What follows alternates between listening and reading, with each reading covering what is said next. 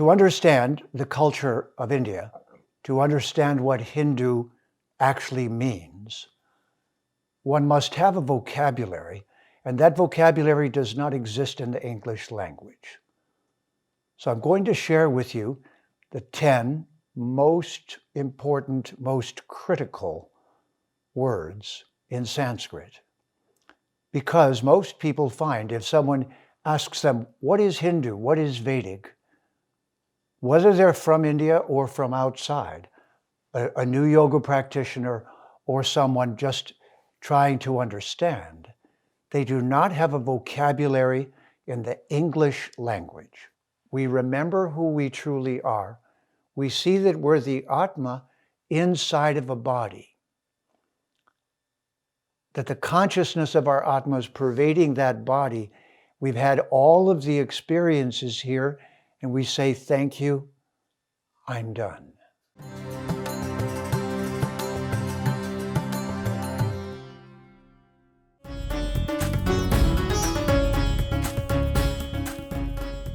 Namaste, and welcome to Vedic Vidya.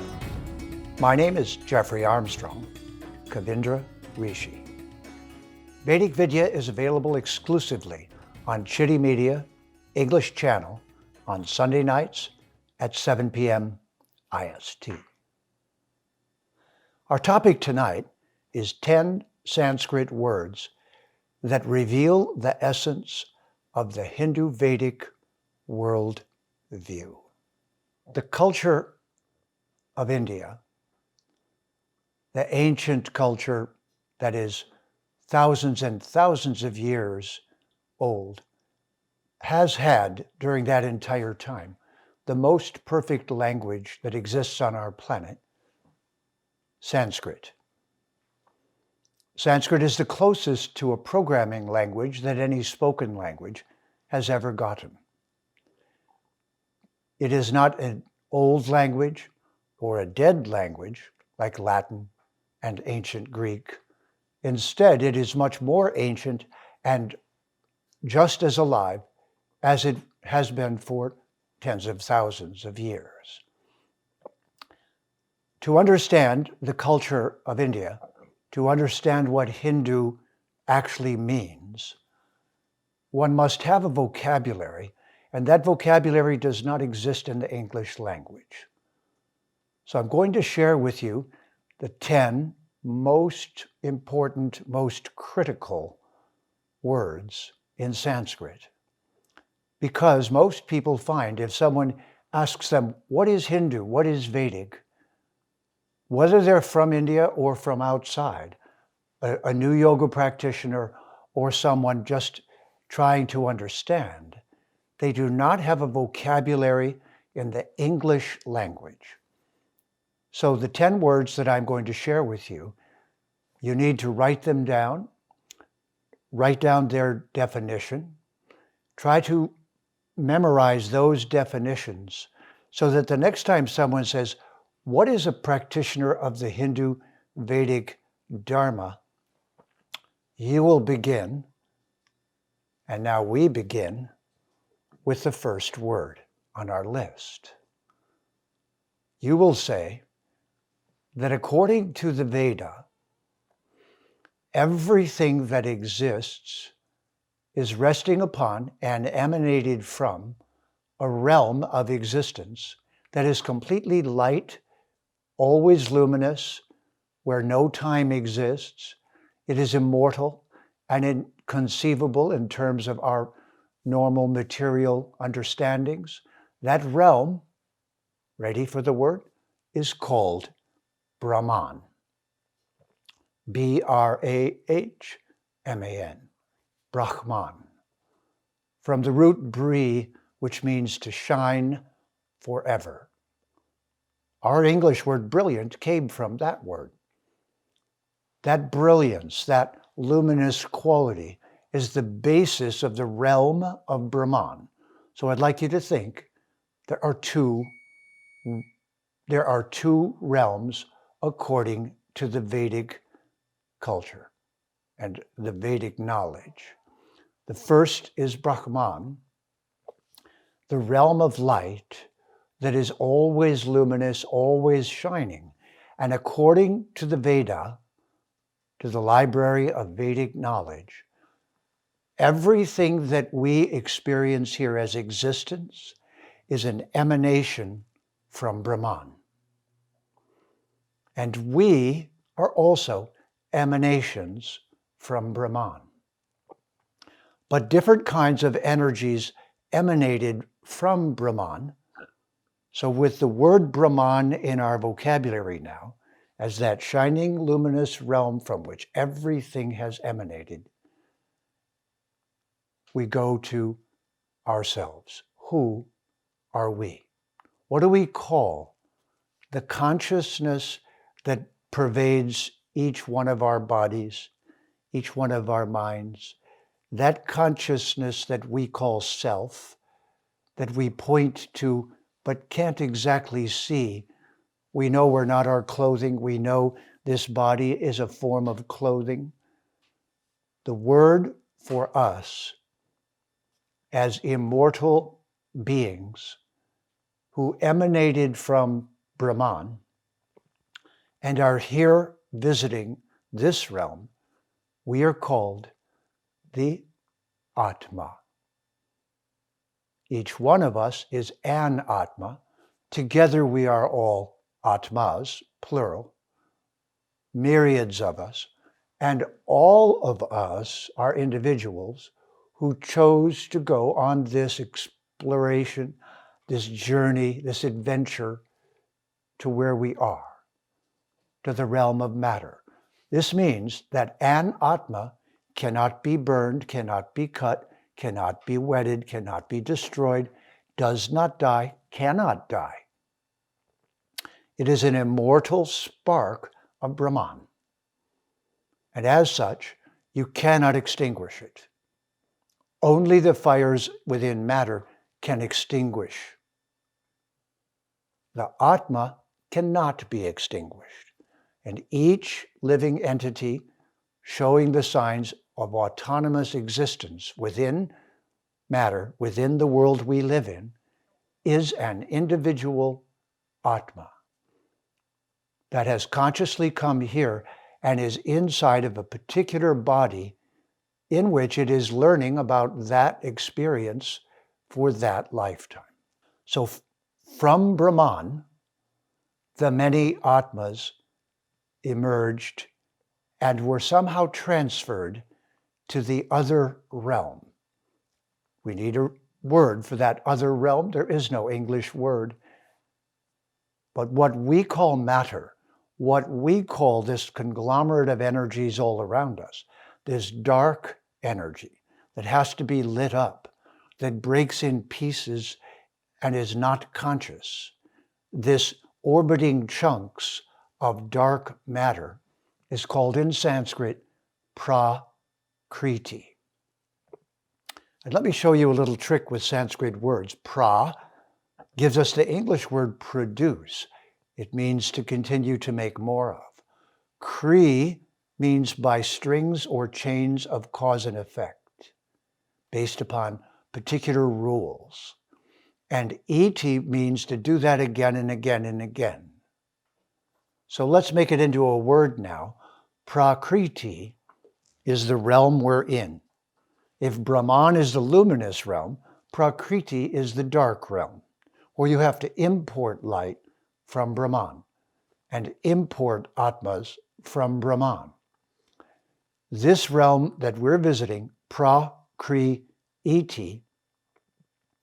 is the place where everything is made of parts and assembled by rules of combining those parts, what we call laws of cause and effect. The Sanskrit word for that is ritam. It's all the rules of nature that allow particles of matter to be combined together within the realm of Prakriti. And let's be clear, according to the Vedas, we as Atmas chose to have the experience of Prakriti. Prakriti is an immortal realm, but it's a realm where everything is temporary. Brahman is an immortal realm, but it's the realm where there is no time. It is the source and opposite of the dark realm of Prakriti, where everything has to be glued together, and then it comes unglued, doesn't it? All of this spinning, orbiting matter, and this, by the way, is what orbiting is. Orbiting is the reflection of the fact that matter must go through cycles of renovation and must continue to be rebuilt because it keeps losing particles. We call that in science entropy. Brahman, the source of the Atmas and the source of Prakriti, but Prakriti is another realm where the energy is all dark, where time is in effect, unlike Brahman, where there is no time. And we, timeless beings, as Atmas, come here and take a body, get covered by a body, just as certainly as this clothing is a covering. So we get covered by a body. That covering is the covering of Prakriti. Now, that entire realm of Prakriti is permeated by the Supreme Being in a form from Brahman that's called Param Atma. If Atma is all of us living entities, all the beings in all the bodies, then Param Atma is the Supreme Being entering into this realm of Prakriti and animating it. So whatever name you have for the Supreme Being, just think that being is at the center of every atom, within the heart of every living being, all pervading, all throughout Prakriti. So our first word, Brahman. Second, Atma. Third, Prakriti. Fourth, Param Atma. And now we're ready to hear about the material manifestation and what it is like. So there's a term for the matter itself as it goes through 3 steps. It is brought into manifestation or creativity. It stays for a while, or homeostasis. It stays and is balanced for a while. And then destruction and recycling, because it goes out of existence after a while. The 3 energetic states of matter, when it's created, while it's maintained, and when it's recycled, are called gunas, because the dark matter of Prakriti is called the gu in Sanskrit. Isn't that interesting? G-O-O in English, G-U in Sanskrit. Gunas means the dynamic property of the creative force of matter, the maintaining, balancing force of matter in between, and then the destructive and recycling phase of matter at the end. Think of your own body right now. At whatever age you are and stage you are, it had a beginning, it was created. It lasts for a while, it's maintaining, so you can listen and participate here. And then it will be deconstructed, will it not? Raise your hand if your body will last forever. It's made of parts. It's made of the 3 gunas. Those 3 gunas are departments of Prakriti, departments of the realm of matter. And in our own life, if we're acting as a destructive force, our guna is tamas. They have names. The guna of destruction is called tamas. The guna of creativity is called rajas. Think of it as your left and right hand. Let's call your left hand tamas, the destructive one. Let's call your right hand rajas, the creative one. And let's call the balance point in between sattva. 3 gunas. Sattva, where you work in harmony with nature. Rajas, where you work with the laws of nature in a selfish way to bring things into manifestation and a creative way. And then tamas, when either nature destroys something or humans purposely do. So we say of atmas, in their embodiment here in prakriti, they're either in sattva guna, raja guna, or tamoguna, tamaguna. Or their activity is either balancing and harmonious with nature, sattvic, selfish and just for themselves as creativity and struggling to enjoy, rajasic, and destructive against the laws of nature and bringing things to an end, tamasic, the three gunas. Now we have Brahman, the realm of light, Atmas, all of us who have come from there to visit here, Prakriti, the place we're visiting, which is held up by a fragment of the Supreme Being called Param Atma. And here, everything is created, lasts for a while, and exits. Everything goes through Rajas, Sattva, and Tamas. Now, the next thing to understand is that everything here is made out of categories of matter. And you know those 5 categories: earth. Look around you. Everything around you has 5 components: chunks of earth, bits of water,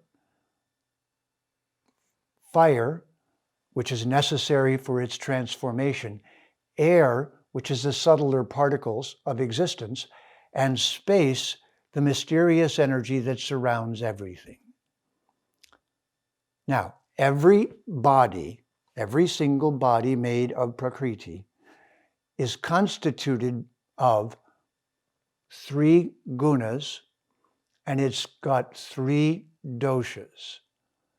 It's either more like water and earth, kapha dosha. It's mostly like fire, pitta dosha, or it's mostly like air and space, vata dosha. We see these as the skinny, nervous, high-strung bodies. Those are vata dosha. As the carry more weight, curvaceous, smooth, live and let live bodies, kapha, water and earth, air and space. And as pitta, or the intense, pushy, driving, burning, energetic type, the pitta bodies are muscular, direct, forceful, athletic. The vata bodies are sensitive, refined, nervous, high-strung, a little colder in hands and feet. The kapha bodies are curvy, they're soft, easygoing, they're more mellow, they're more like the earth, they're deep sleepers. These body types and gunas are how we take care of our body, by knowing the guna of food, of substances, by knowing the dosha of our body, its engineering specifications. And so now, those are the 2 scientific words that are the basis of yogic medicine, of Ayurvedic medicine, of a medical system, really of all medical systems, which are the categories of matter. All chemicals, the elemental table, are part of the gunas and doshas. Now, our 7th word is what happens when atmas come to the realm of prakriti. Are you listening? Atmas, all the individualists from the realm of Brahman, come to the realm of prakriti, supported by Paramatma, and dive into the prakriti, which is run by the 3 gunas and the 3 doshas. Then, because the atmas are immortal, they cannot die.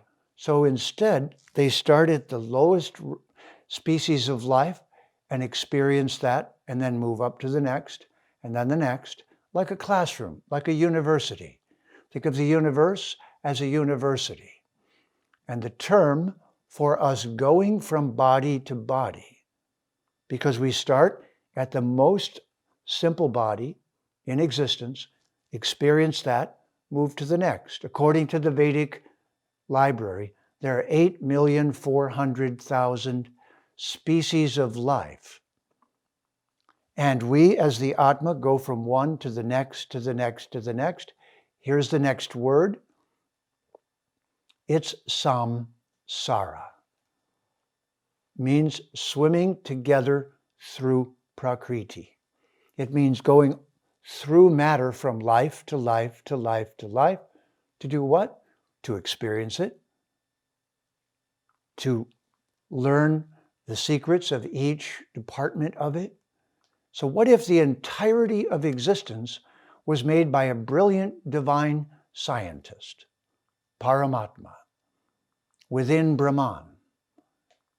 So there's Brahman, all of us Atmas who came to have the experience of what? Prakriti, held up by Paramatma, experiencing the three gunas, the creation, maintenance, and destruction, and the three doshas, the 5 elements combined into particular unique bodies, through what? Repeated reincarnation. The word reincarnate, going back into the body, the meat, in English, is from samsara, the Atmas going from life to life to life. This is the basis of the Hindu Vedic culture. Now, this brings us to the next word, and that word is one you've begun to hear in the last 100 years especially, and it is yoga. Yoga means reconnecting back to Brahman. It means living in a human body and focusing our attention upon where we came from, because we've been here long enough to learn the lessons and experiences, and think of us as kind of intergalactic tourists who came here to learn. So yoga means to link back to Brahman, to create a link to where we originally came from. And when we perfect yoga, and yoga is not just the asanas, not just the breathing, not just what we do to our body, but a turning of our Atma back toward where we came from. The result of that yoga being effective, the result of us reconnecting to our origin and source, and remembering who we really are, Atmas from Brahman on an amazing adventure. We finally, through our yoga being perfected, achieve moksha. Moksha means we're finished here. We're pointing in the direction of where we came from, probably millions and millions of years ago, before we started this great learning. And now, our yoga being perfected, we remember who we truly are. We see that we're the Atma inside of a body, that the consciousness of our Atma is pervading that body. We've had all of the experiences here, and we say, thank you, I'm done. Point ourselves back toward Brahman. One word to go. The supreme and ultimate being that every religion talks about somehow, this way or that way, with this name or that name. Let's give a name to that in Sanskrit. It is Bhagavan. Van means who possesses, and Bhaga means all the beauties, pleasures, all the delights, all the wonder, all the things that you ever desired, were hungry for, sought to have in your life. Whatever was attractive to you is bits and pieces of Bhagavan. So within Brahman, Bhagavan exists always. And we're from there, we many Atmas, but we came to Prakriti to have this amazing adventure. Prakriti is held up by Param Atma, the ultimate Atma, an aspect of Bhagavan. Here, everything runs based on the three gunas, the three doshas, and this allows samsara, repeated births from life to life. When we're ready to reconnect to our source, we do yoga.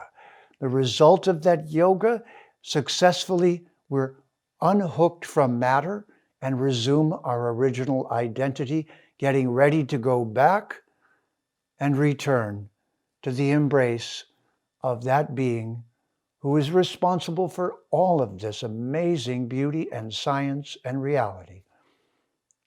Bhagavan, the being who is the container for, source of, and manifestation of all reality. Thank you for listening to these 10 words. Incorporate them into your vocabulary. Memorize the definition and just practice describing the Hindu Vedic reality. Now this is the big picture view of who we are with 10 Sanskrit words. Vedic Vidya means shining the light of truth. Tune in to Vedic Vidya on Citti English channel Sunday night at 7 p.m. IST. My name is Kavindra Rishi Jeffrey Armstrong. See you next time, and have a Namas day.